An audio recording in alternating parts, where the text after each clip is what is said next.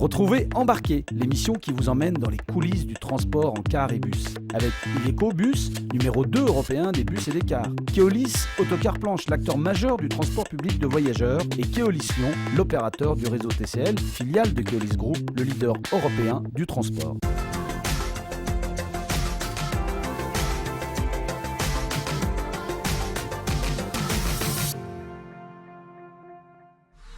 Bonjour à tous, dans ce nouveau numéro d'Embarqué, nous allons nous intéresser aux formations qui existent chez Keolis pour tous ces conducteurs-receveurs, et ce, tout au long de leur carrière.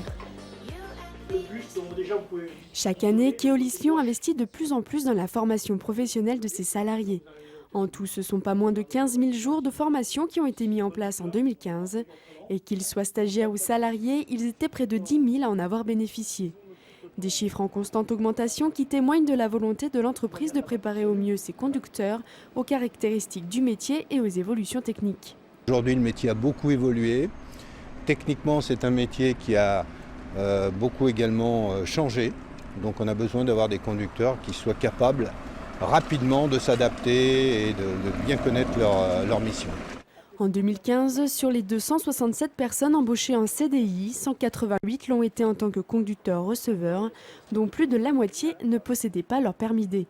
Nos conducteurs suivent une formation de 3 mois, qui est donc assurée par un organisme notamment extérieur, c'est-à-dire notamment l'AFTRAL. Donc ça leur permet d'acquérir les bases du métier, les bases du métier de conducteur en milieu urbain. Donc ensuite, nous dispensons une formation obligatoire pour tous nos agents de 8 journées de formation. Cette formation interne, c'est celle que donne ce matin Alain Marsol.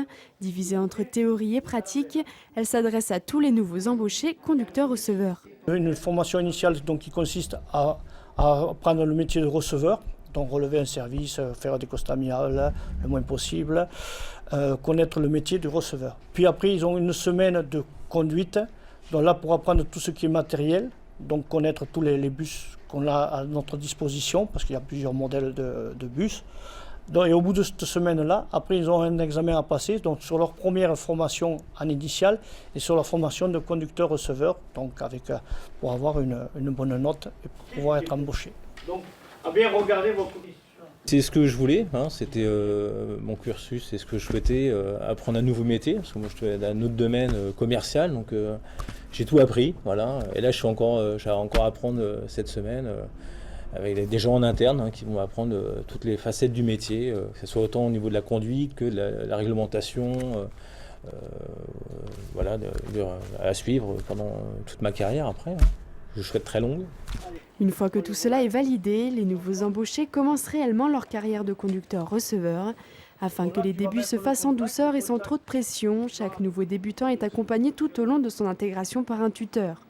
Également, un salarié expérimenté accompagne le conducteur débutant durant ses premiers services. C'est ce qu'on appelle le doublage de ligne. Là, tu relâches maintenant ton FAE, tu me plus doucement et on y va.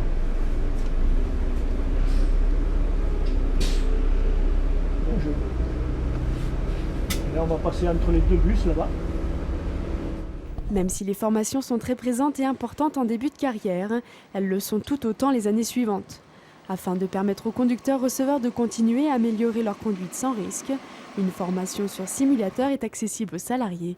L'objectif, apprendre à mieux gérer les situations à risque, mais pas seulement. Voilà aussi, donc il y a une deuxième possibilité aussi d'utilisation du simulateur. Aujourd'hui, tous les conducteurs sont sensibilisés aussi sur la conduite économique, car le logiciel nous permet d'avoir soit un mode comportement pour avoir des accidents, pour éviter les accidents, soit un mode conduite économique pour essayer d'optimiser bien sûr l'utilisation des véhicules et de minimiser la consommation de carburant.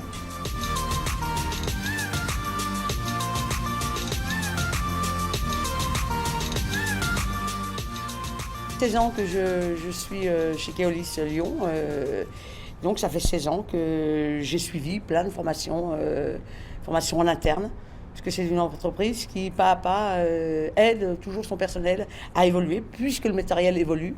Donc il faut quand même qu'on soit toujours à même de conduire tous les types de véhicules. Et afin d'être toujours au point, une formation continue obligatoire, la FCO, est organisée tous les 5 ans pour chaque conducteur. Remise à niveau sur les différentes réglementations, utilisation des extincteurs ou encore la relation client, tout est abordé durant la semaine. Un point sur la conduite de chacun est également réalisé. On a une partie conduite obligatoire, 2 heures, une première partie où en première heure c'est une conduite libre. On fait un état des lieux en quelque sorte, le conducteur, on observe, on note les défauts qu'il a pu prendre au cours de ces 5 dernières années. Et la deuxième heure, ça va consister à essayer de corriger les défauts éventuels qu'il a pu avoir. Dans notre dépôt, on a tendance un petit peu sur nos lignes respectives à tomber quand même dans une certaine routine. Et là, si vous voulez, ça nous permet de nous recaler un petit peu sur tous les thèmes qu'on a l'habitude de travailler tous les jours, quoi. Tous les 5 ans, 5 jours de formation sur 5 ans, ça fait une journée par an. Bon, c'est indispensable. Aujourd'hui, l'entreprise dispose de 29 formateurs relais sur la conduite bus. Et que ce soit pour la formation pour le permis D, la formation initiale pour connaître les bases du métier, le tutorat, la FCO ou encore le simulateur, elle reste un enjeu réel pour Keolis afin de pérenniser le développement du réseau urbain lyonnais.